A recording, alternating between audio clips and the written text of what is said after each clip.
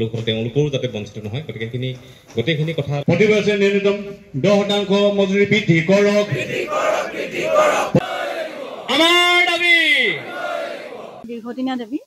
আমি 2009 চনৰ পৰা বৰ্তমানলৈকে আমি পঞ্চায়ত আৰু গ্ৰাম্য উন্নয়ন বিভাগত ঠিকাভিত্তিক কৰ্মচাৰী হিচাপে কাৰ্যনিৰ্বাহ কৰি আছো 2009 চনৰ পৰা বৰ্তমানলৈকে আমাৰ এই দীৰ্ঘদিনীয়া সময়ছোৱাত আমি বিভিন্ন সমস্যাৰ সন্মুখীন হৈছো আমাৰ কৰ্মক্ষেত্ৰত যিটো আমাৰ প্ৰাপ্য দিছে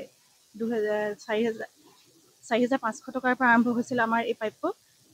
সেই মাননীটো বৰ্তমান আমাৰ 18,000 লৈকে মাত্ৰ বৃদ্ধি হৈছে কিন্তু এই সময়ছোৱাত পঞ্চায়ত আৰু গ্ৰাম্য উন্নয়ন বিভাগৰ যিবিলাক কাম আছে একেবাৰে সাধাৰণ শ্ৰেণীৰ মানুহক আমি সমাজৰ যিখিনি চৰকাৰে যিখিনি আমাক আঁচনি প্ৰৱৰ্তন কৰিছে প্ৰতিটো আঁচনিকে তেওঁলোকক অন্তৰ্ভুক্ত কৰিবলৈ হ'লে প্ৰথমে আমি আগভাগ ল'ব লাগে বৰ্তমান যিবিলাক চলি আছে অৰুণোদয় আঁচনি প্ৰধান আমাৰ কাম আছিলে মহাত্মা গান্ধী যিখন নিয়োগ নিশ্চিত আঁচনি তাৰ কাম আছিলে তাৰ উপৰিও আমি আৱাজ প্লাছ যি চৰকাৰে যিবিলাক চৰকাৰী ঘৰ দিছে সেইবিলাকৰ ছাৰ্ভে কৰা জিঅ'টেক কৰা অৰুণোদয় আঁচনিত যিমান হিতাধিকাৰী এতিয়া নাম পাইছে তেওঁলোকৰ নামসমূহ আমি অন্তৰ্ভুক্ত কৰা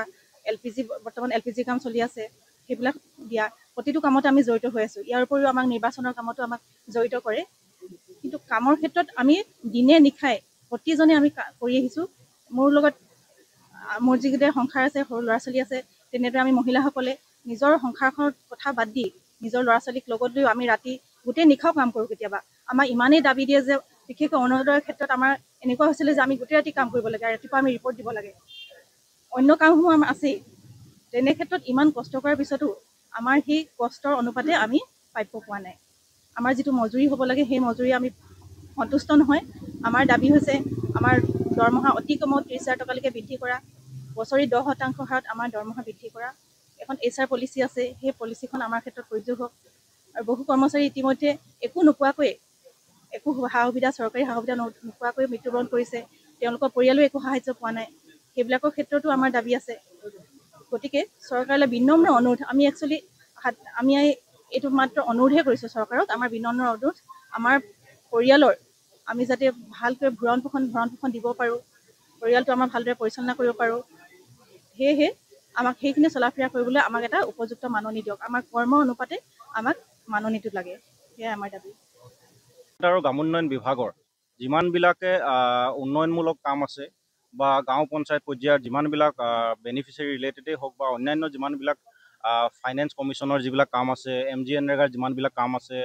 প্ৰধানমন্ত্ৰী আৱাস যোজনা NSAPৰ পৰা আদি কৰি ইলেকশ্যন ডিউটিৰ পৰা আদি কৰি সকলোবিলাক কামত পঞ্চায়ত আৰু গ্ৰাম্য উন্নয়ন যিবিলাক ঠিকাভিত্তিক কৰ্মচাৰী আছে তেখেতসকলে আজিৰ দিনটোত গুৰুত্বপূৰ্ণ ভূমিকা পালন কৰি আহিছে আৰু এই কৰ্মচাৰীসকলে আজি যোৱা 11 তাৰিখৰ পৰা কৰ্মবিৰতি আৰু প্ৰথম পৰ্যায়ত খণ্ড উন্নয়ন পৰ্যায়ত আৰু দ্বিতীয় পৰ্যায়ত জিলা পৰিষদৰ এই প্ৰাংগণত আচলতে আমাৰ অৱস্থান ধৰ্মঘট কাৰ্যসূচী ৰূপায়ণ কৰা হৈছে ইয়াৰ জৰিয়তে আমি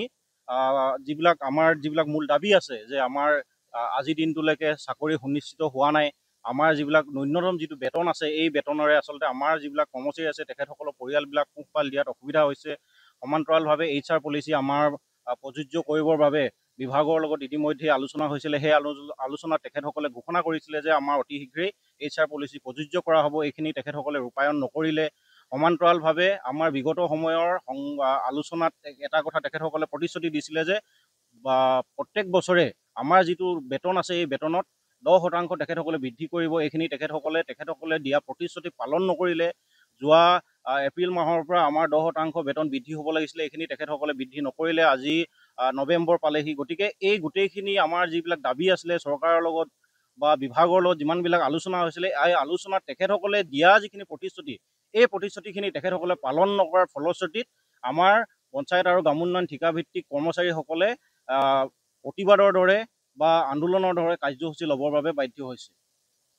যিকোনো খবৰৰ বাবে যোগাযোগ কৰক 7099017330 লগতে 7099017110 নম্বৰত